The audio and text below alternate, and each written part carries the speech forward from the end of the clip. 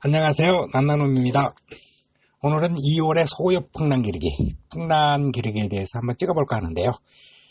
1년 중에서 가장 추운 1월을 이제 무난하게 보냈다면 이제 새롭게 시작하는 2월에는 지난달과 거의 비슷하지만 몇 가지는 좀 달리해야 하는 계절을 맞이했습니다. 우선 2월에는 봄을 맞이하는 입춘이 내일 4일에 들어있고요. 그로부터 보름 정도 지난 한 19일경에 대동강물도 풀린다는 우수가 들어있는 계절입니다. 제가 한 달에 한 두 번 들어있는 24절기를 자꾸 언급하는 이유는 풍란기르기도 일종의 농사이기 때문에 농사에 사용하는 태양의 고도와 길이를 비롯한 그 시점의 평균적인 기상 상태를 알 수 있기 때문입니다. 음력을 위주로 하는 과거의 농경시대에 태양의 위치에 따라서 구분한 24절기는 태양력이 기본이 되고 거기에 과거의 태음력을 가미한 성격이 강하기에 가도기적인 태양력이라고 할 수 있을 것입니다. 그러니까 현대사에서도 사용하기에 무리가 전혀 없는 기준이죠. 다만 24절기는 우리나라가 아닌 중국의 항하유역의 하북평화의 기후를 기준으로 만들었기 때문에 서울 경기권의 경우는 입춘절기는 보통 이제 보름 정도 계절적인 차이를 두고 온다 이렇게 해석하는 것이 옳겠습니다. 그리고 이제 광주 지역이나 전남 강주나 이제 부산의 절기와 거의 유사하다. 이런 경우를 생각하면 큰 무리가 없어 보입니다. 그러면 첫 번째로 2월 달에 그 풍란기르기 중 온도 걸리는 그러면 어떻게 할 것인가? 1년 중 가장 추운 1월이 지나서 이제 입춘을 거치면서 외기의 온도도 서서히 상승하죠. 그래도 이제 연중 가장 추운 달 중에 하나가 2월입니다. 1월 다음으로 추운 게 2월이죠.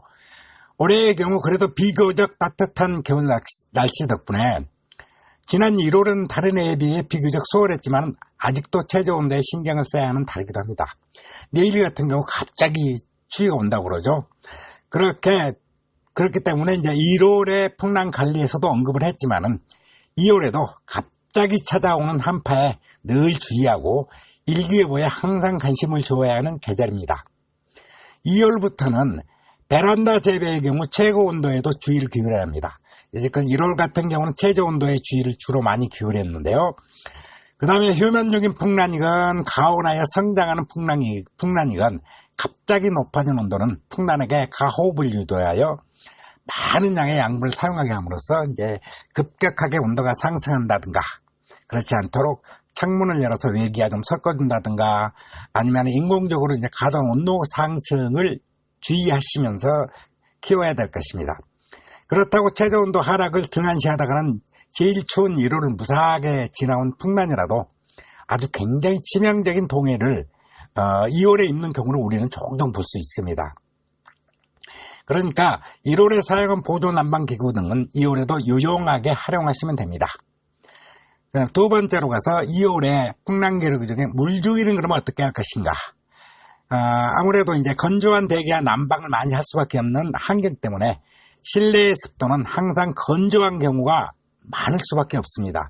물론 재배하는 환경이 100이면 100, 1000이면 1000 모두 조금씩 다르지만은 다른 계절에 비해 대부분 낮은 습도 때문에 사람이나 풍란 모두에게 썩 좋은 환경은 아닙니다. 그렇다고 많은 양의 물을 줄 경우 낮은 온도 등의 요인으로 분 속의 물기가 금방 마르지 않아서 뿌리가 상하는 경우를 초래하기도 하므로 휴면 중인 풍란은 1월처럼 거수태만 살짝 적시는 정도로 가볍게 주지만 성장 중인 풍란은 물을 준 후에 한 3일 정도 지나면은 마르게 즉 1월보다는 물의 양을 약간 늘려주는 것이 좋습니다. 그리고 물을 주는 주기는 휴면적인 풍란의 경우에 1월과 거의 유사하지만은 그러니까 1월처럼 한 거의 보름에서 20일 정도 주지만은 이제 2월 같은 경우는 10에서 20일 사이에서 환경 등을 보아가면서 이제 하시는 게 좋습니다. 그 다음에 성장 중인 풍란이라면 1월보다는 좀 기간을 좁혀 10일 정도의 간격에서 가감하여 5일이 될 수도 있고요. 15일이 될 수도 있지만 좀 가감하여 15일은 좀 멀죠. 그러니까 5일에서 일주일 정도를 또는 10일 이 사이에서 준다 이렇게 해서 가감하여 주는 게 좋습니다. 세 번째로 이제 풍랑기르기 중에서 통풍 그러면 어떻게 할 것인가. 통풍은 늘 중요시하는 게 통풍입니다. 겨울이 되면서 비교적 온도 쪽에 신경을 써야 하기에 등한시하기 쉽지만은 풍랑관리 항목 중에 아주 굉장히 중요한 물주기와 통풍은 굉장히 중요합니다. 이때 이 통풍이라는 것은 어느 계절을 막론하고 외기를 끌어들이지는 못하더라도 선풍기 등을 이용하여 실내의 공기를 섞어주는 것은 잊지 말아야 합니다. 그리고 가끔 맑고 온도가 높은 날 풍란에서 멀리 떨어진 쪽에 창문을 이용하여 외기를 불어 넣어주면 풍란에도 좋지만 같이 사는 사람, 나에게도 좋습니다. 다만 요사이에는 전에는 무시했던 미세먼지가 자꾸 많아지는 날이 많으므로 이도 사람을 위해서는 고려하여 한계를 시켜주는 것이 좋겠습니다. 다음으로 이제 네 번째로 소요풍란, 풍란기 키우기 중 비료는 어떻게 사용할 것인가.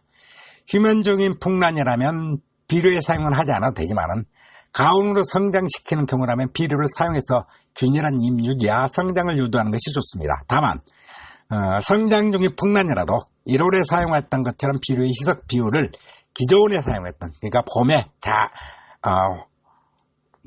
봄에 사용했던 거라든가 이런 것보다는 훨씬 비율을 좀 묽게 하여 2분의 1이나 4분의 1 정도로 묽게 희석하여 사용하는 것이 좋습니다. 그리고 이 시기에 이제 분갈이를 하실 경우 활력제 등을 주어 잠자는 풍란을 깨우는 시기이기도 합니다.